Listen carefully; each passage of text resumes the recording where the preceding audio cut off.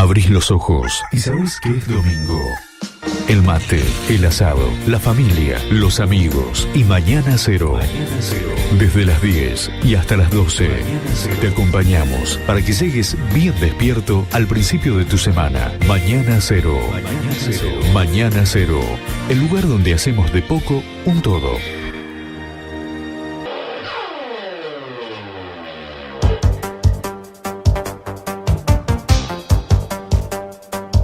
Faltan 2 minutitos para las 11 de la mañana, ya estamos transitando, se puede decir, la segunda hora de programa, ya falta un poquito nada más. Bueno, estuvimos hablando en la apertura y hace un ratito nada más de que íbamos a charlar un poco de la salud mental, porque el pasado 10 de octubre se conmemoró el Día Mundial de la Salud Mental. Y se llevó adelante una campaña que se llamaba #YoMePlanto, bastante interesante porque pone en tratamiento o en agenda que volvamos a hablar del tema de la salud mental. Entonces, buscando un par de datos, estuvimos informándonos sobre qué es lo que ocurría con la salud mental, sobre todo qué es lo que dice respecto a esto la Organización Mundial de la Salud, que es el organismo planetario por excelencia para hablar de estas cuestiones. Y algunos datos que me llamaban la atención, dicen que 8 de cada 10 personas con problemas de salud mental no accede a asistencia para poder tratarlos. Y que entre el 76 y el 85% de las personas no recibe tratamiento en los países de ingresos bajos y medios. Esta situación es totalmente distinta de los países con ingresos elevados, que el acceso es de entre el 35 y el 50%. Otra de las cuestiones que me llamaba la atención es que esto no es proporcional con el número de profesionales, porque de hecho países como el nuestro cuentan con un gran número de profesionales en los hospitales, y que que el acceso no se puede dar de la manera que uno esperaría o que es correcta. También dice la Organización Mundial de la Salud que cada dólar invertido en la ampliación del tratamiento de la depresión y la ansiedad rinde $4 en mejora de salud y trabajo. Es decir, que si se invierte en la salud hay una mejora en el rendimiento en un 400%. Entonces, eso me llevó a preguntarme un montón de cosas, pero para hablar un poco más de este tema, lo tengo en comunicación telefónica a Nahuel Segovia, que es médico del Hospital San Martín y es integrante del movimiento Irma Carrica. Nahuel, ¿cómo estás? Julia Rizzo te habla, buen día. Hola, buenos días. Bueno, primero que nada, quería pedirte tu opinión o que expliques a los que están del otro lado cómo se encuentra la salud en términos de salud, o el sistema de salud en términos de salud mental. Bueno, estamos en un momento, en realidad no se puede separar lo que es la salud mental del sistema de salud en general. Claro. Como primera definición. El sistema de salud en la Argentina, por lo menos el sistema de salud pública, está en un momento muy difícil, una crisis muy profunda, y esto no es ajeno a lo que pasa en salud mental. En salud mental se dieron procesos muy interesantes en los últimos tiempos a partir de la nueva ley de salud mental, pero lo cierto es que esta nueva ley no se ha llegado a aplicar como corresponde. ¿Por qué no se pudo aplicar como corresponde? Porque lo que plantea la ley es un cambio de paradigma en la salud mental. Venimos de un paradigma que sigue estando, digamos, hoy vigente, que es el médico hegemónico, en el cual las instituciones monovalentes, los neuropsiquiátricos, siguen existiendo, a pesar de que ya no de que no hay ningún tipo de argumento científico que avale que todavía existan manicomios, en donde el poder de la psiquiatría, el poder de ciertos grupos judiciales fue interpelado por la nueva ley, y eso hizo mucho ruido, hizo que sea complicado aplicarla. Y al mismo tiempo la aplicación de la ley y el cambio de paradigma, plantarnos en un paradigma de los derechos humanos, significa una inversión en salud mental que es muy importante. Digamos, los países que lo han logrado han hecho cambios estructurales, digamos, para cerrar todos los manicomios y que todas las personas con padecimiento mental puedan tener una integración a la comunidad, hace falta que se invierta en casas de medio camino, dispositivos intermedios para que los pacientes puedan, digamos, ser externados de los manicomios. O sea, para que se entienda, quizás del otro lado, lo que propone la ley es un cambio de paradigma en cuanto a las nociones de manicomio para aquella persona que sufre algún tipo de trastorno de salud mental. Claro, digamos. ¿Y eso se cambiaría hacia qué centros, por ejemplo?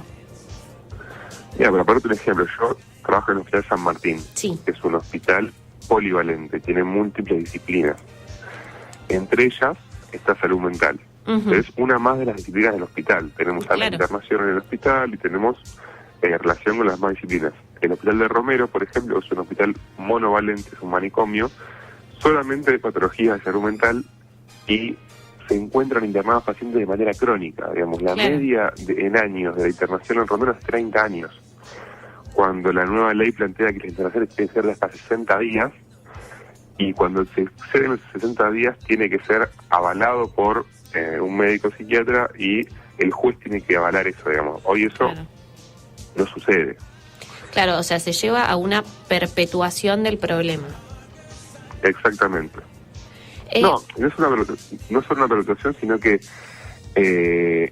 las internaciones crónicas en salud mental son exclusivamente por cuestiones sociales, no por cuestiones psicopatológicas, no por una enfermedad mental. Hoy en día ninguna enfermedad mental, salvo alguna excepción muy puntual, justifica que una persona esté encerrada, aislada y que no tenga contacto con la sociedad.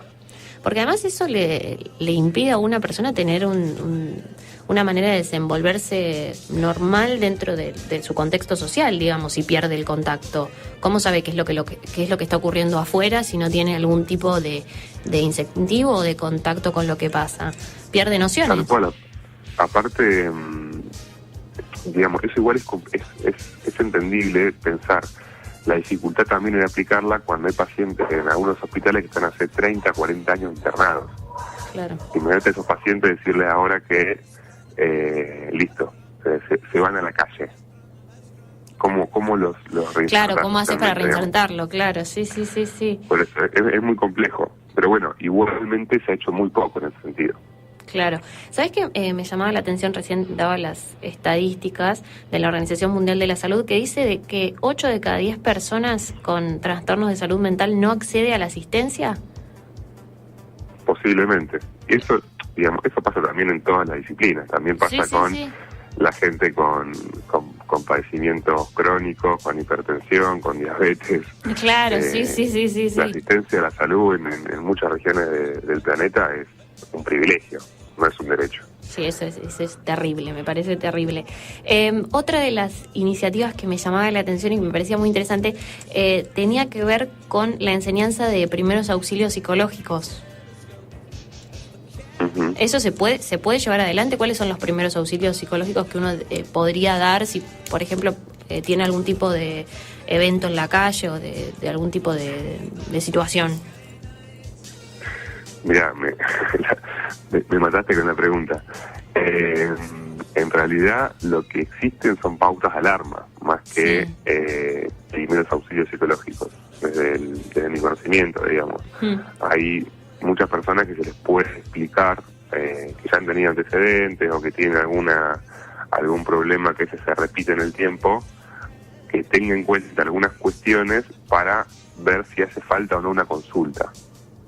Pero ante situaciones de crisis así en la vía pública, lo que corresponde es tranquilizar a la persona, llamar a algún organismo de seguridad y llevar a un hospital público para que sea evaluada.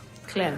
No hay mucho que se pueda hacer de intervencionismo como si en el RCP, en un caso más clínico. Es que digamos. sí, cuando yo lo leí me hizo acordar mucho a las maniobras de RCP y demás, entonces por eso me llamaba realmente mucho la atención. Entonces pensé, bueno, si quizás podría existir algún tipo de método de auxilio son pautas que estandariza por ahí la OMS, que tienen más que ver con eso, como cómo actuar en un momento así, pero es eso, la contención y y saber a dónde derivar y dónde llevar. No, igualmente sería interesante también estar informado respecto a esto y sobre todo sumarlo también en la grilla educativa, que las personas estén enteradas y en los colegios puedan enseñarle a los chicos sobre salud mental y sobre algún tipo de auxilio, no solo de físico, sino de ayuda de contención. Sí, hablar. Sí, igual, en realidad lo que se tendría que hacer, en parte, digamos, para educar en relación a la salud mental, es cambiar un montón de lógicas que tenemos en esta sociedad que tienen que ver con un modo violento de manejarnos, digamos, la sociedad está en un momento en el cual todo el tiempo queremos respuestas inmediatas, soluciones rápidas, estamos todo el tiempo súper conectados. Hay que cambiar un montón de cuestiones de la forma de relacionarnos, me parece, para tener una mejor salud mental. No es solamente explicando sobre algunos trastornos mentales específicos que vamos a cambiar la cosa, ¿no? Claro, sí, además hoy día también se habla mucho del tema de la depresión, de la angustia, del estrés y todas esas cuestiones creo que llevan mucho tiempo para ser entendidas y un tratamiento, al menos en el mediano y largo plazo, para cualquier persona. Otra de las cuestiones también, Nahuel, sabes que quería consultarte cuando hablabas de soluciones urgentes, que seguramente estará muy debatida, es el uso de las sustancias o de pastillas para solucionar algún trastorno. ¿Esto realmente ayuda a un paciente en el largo plazo? A ver, es un tema que está todo el tiempo en debate, digamos. Yo creo que hay una sobremedicalización.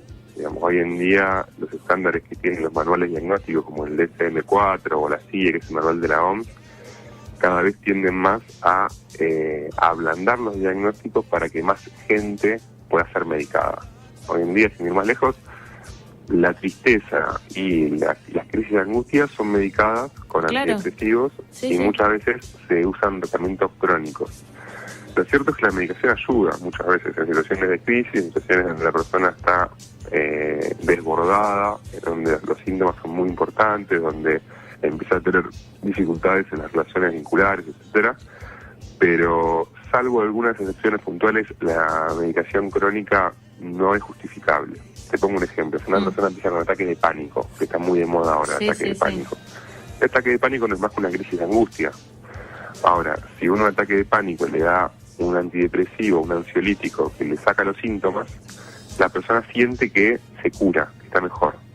Ahora, si no hace un tratamiento psicológico, si no empieza a ver de dónde viene toda esa angustia que le generó el ataque de pánico, el día que le saquemos el antidepresivo o el ansiolítico va a volver con un ataque de pánico. Claro, Entonces, la medicación ayuda en momentos agudos, fundamentalmente. Claro, pero no propone una... integral. Claro.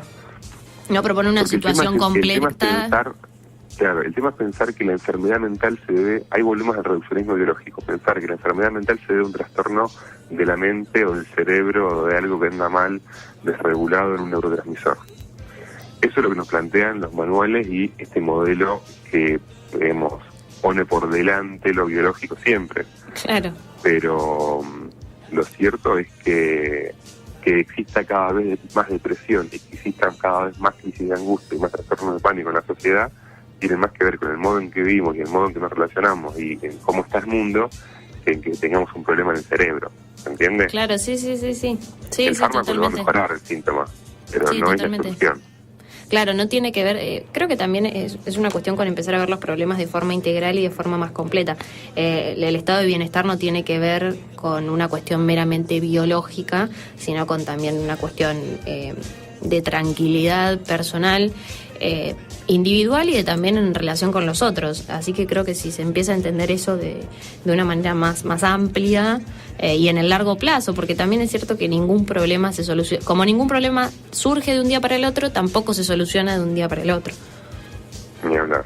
Bueno, Nahuel, yo te quiero agradecer muchísimo que hayas estado charlando con nosotros sobre esta cuestión que nos parecía tan interesante. Así que sabemos que estás trabajando, además. Así que... El centro de guardia. Sí, justo. Te paso un chivo. El día jueves, en el rectorado de la Universidad de La Plata, vamos a estar haciendo una actividad que se llama Salud Mental, Modelos en Disputa, que va a haber 2 charlas, una a las 5 de la tarde y una a las 7. Una va a ser sobre justamente el modelo de la ley de salud mental y lo que tiene que ver con el modelo de salud en la República Argentina, y la siguiente charla, la de las 7, va a ser sobre sexualidad, género y salud mental. No, mira qué interesante. Así que están todos invitados el día jueves a rectorado. Ah, bueno, vamos a estar ahí entonces el día jueves en el rectorado. Bueno, Nahuel, te mando un beso grande y te agradezco que hayas pasado por el aire de Mañana Cero. Dale, muchas gracias. Ahí pasaba la palabra de Nahuel Segovia, que es médico del Hospital San Martín e integrante del movimiento Irma Carrica, hablando de salud mental.